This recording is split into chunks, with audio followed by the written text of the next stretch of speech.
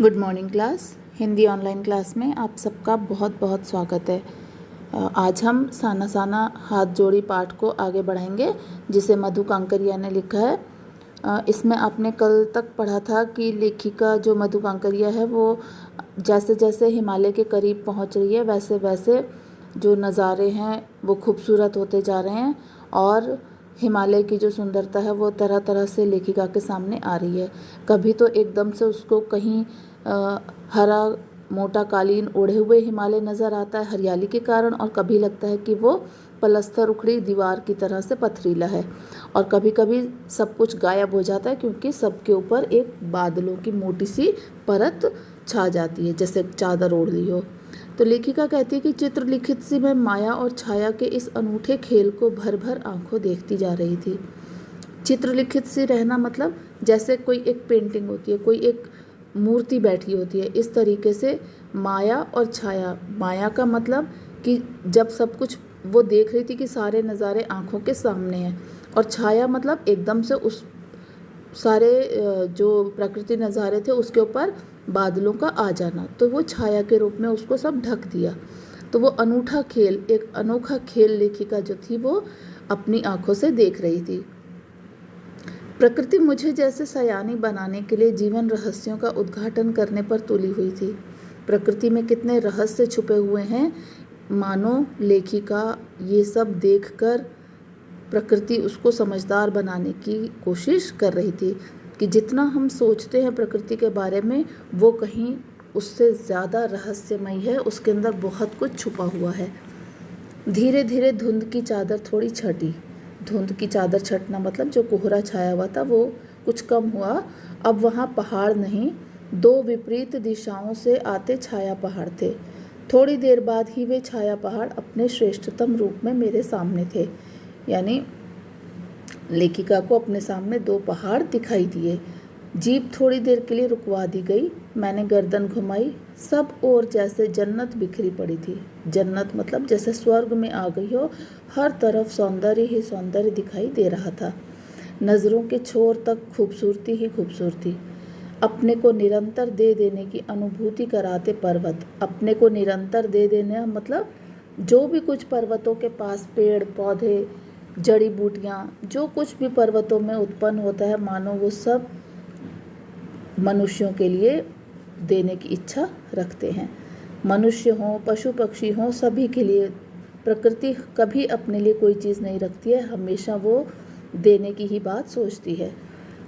तो यहाँ पे लेखिका कहती है कि पर्वत, झरने, फूल, घाटियाँ, वादियों के दुर्लभ नज़ारे, और वहीं कहीं लिखा था थिंक ग्रीन। थिंक ग्रीन मतलब हरा ही हरा सोचो। आश्चर्य, पल भर में ब्रह्मांड में कितना कुछ घटित हो रहा था। सतत प्रवाहमान झरने, सतत मतलब लगातार बहते हुए झरने, नीचे वेग से बहती तीस्ता नदी, सामने उठती धुंध, ऊपर मंडराते आवारा बादल, मध्यम मध्यम हवा में हिलोरे लेते प्रियुता और रोडेंड्रोडो के फूल। मध्यम मध्यम हवा मतलब हल्की हल्की हवा में हिलते डुलते, ये दोनों फूलों के नाम है। प्रियुता और रोडेंड्रो ये दोनों फूलों के नाम हैं। हम सब अपनी अपनी लय तान और प्रवाह में बहते हुए चैर वेती यानी चलते रहो, लगातार चलना ही जीवन है। और समय के इसी सतत प्रवाह में तिनके सा बहता हमारा वजूद, कि लगातार समय जो है वो लगातार चलता रहता है, और इसी समय के प्रवाह में मनुष्यों का वजूद क्या है, यानी एक तिनके के समान। पहली बार एहसास हुआ जीवन का आनंद है यही चलायमान सौंदर्य। यानी हमें अपने जीवन के अगले पल का भी पता नहीं है, लेकिन फिर भी हमें लगातार चलते जाना है, अपना जीवन बिताते जाना है। संपूर्णता के उन क्षणों में मन इस बिखरे सौंदर्य से इस कदर एकात्म हो रहा था कि भीतर बाहर की रेखा मिट गई थी।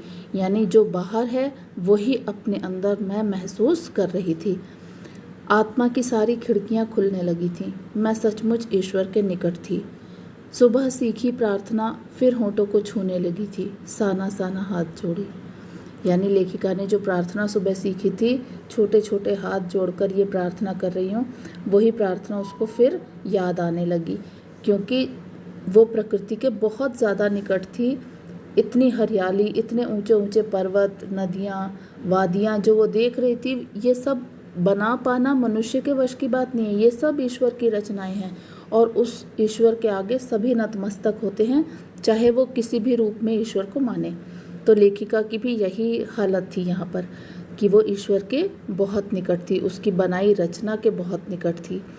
लेकिन तभी उसका वो अतीन्द्रिय संसार खंड खंड हो गया, जो जहाँ पे वो बिल्कुल सम्मोहित थी, उसके सोचने समझने की ताकत बिल्कुल शून्य हो रही थी और वो खो गई थी इन प्राकृतिक नज़ारों में। अचानक वो उसका संसार जो था वो खंड खंड होना मतलब टुकड़े टुकड़े हो गया, छिन्न भिन्न हो गया। वह महाभाव सूखी टहनी सा टूट गया, जैसे बिल्कुल वो सोते से जाग गई हो।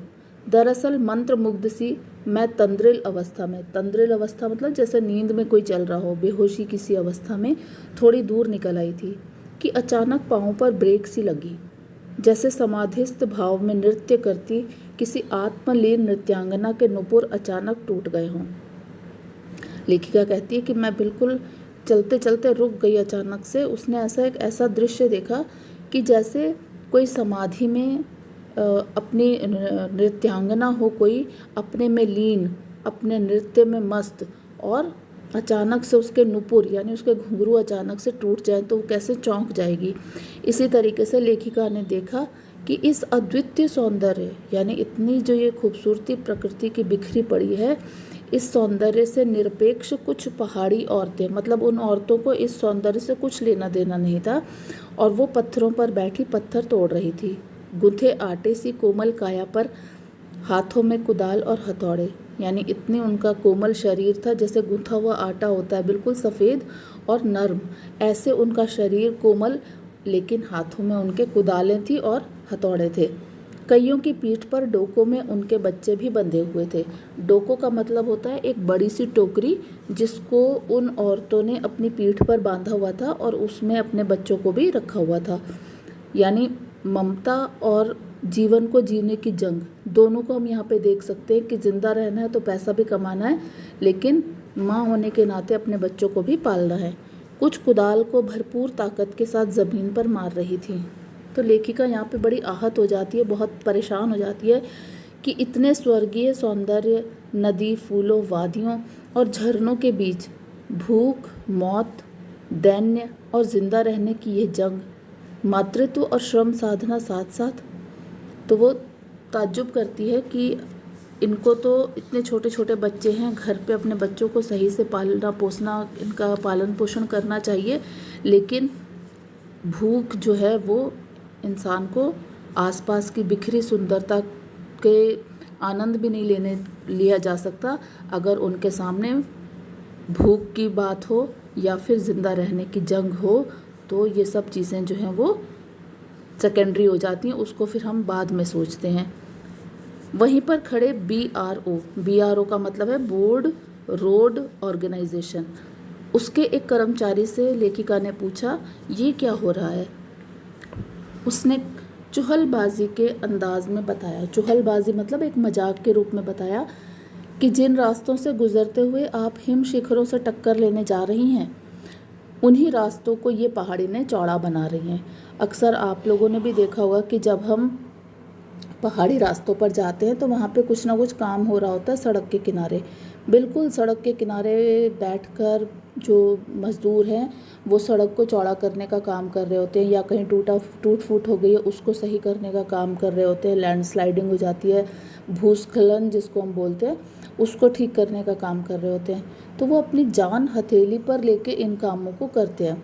तो वो इसीलिए जो BRO का कर्मचारी था उसने मजाक के रूप में बताया कि आप लोग तो आते हैं, आगे यात्रा करते हैं, लेकिन जिन रास्तों से आप गुजरते हैं उन्हीं रास्तों को ये पहाड़ी ने बड़ा कर रही हैं, चौड़ा कर रही हैं।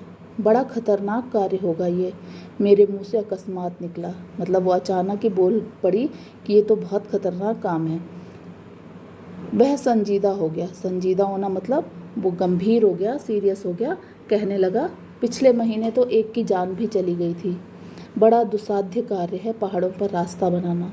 दुसाध्य मतलब बहुत मुश्किल कठिन कार्य है। पहले डायनामाइट से चट्टानों को उड़ा दिया जाता है, फिर बड़े बड़े पत्थरों को तोड़ मोड़कर एक आकार के छोटे छोटे पत्थरों में बदला जाता है। फिर बड़े से जाले में उन्हें लंबी पट्टी की तरह बिठाकर कटे रास्तों पर बाड़े की तरह लगाया जाता है। ज़रा सी चूक और सीधा पाताल प्रवेश। यानी इस सारी प्रक्रिया में डायनामाइट से चट्टानों को उड़ाना, फिर उन्हें छोटे छोटे पत्थरों में बदलना, फिर जाले में डालकर लंबी पट्टी बनाना और फिर कटे हुए रास्तों पर उन्हें लगाना।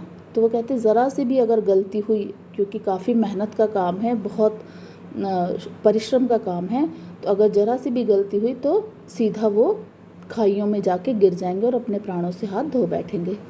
और तभी मुझे ध्यान आया, इन्हीं रास्तों पर एक जगह सिक्किम सरकार का बोर्ड लगा था जिस पर बड़े बड़े अक्षरों में लिखा था, ever wondered who defied death to build these roads.